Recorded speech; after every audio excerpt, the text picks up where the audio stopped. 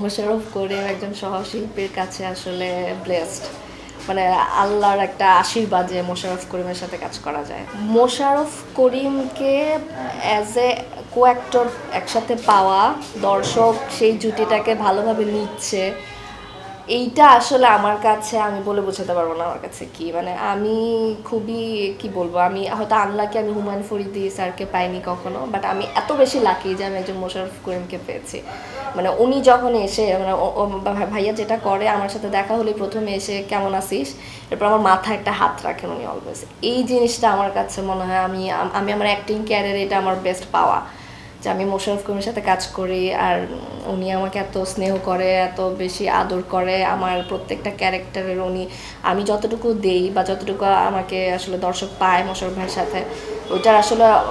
অর্ধেকেরও বেশি ভাইয়ার কারণে, কারণ ভাই আমাকে একদম ধরে ধরে দেখায় যে এটা এটা এটা এটা এটা। সো আমি আসলে খুবই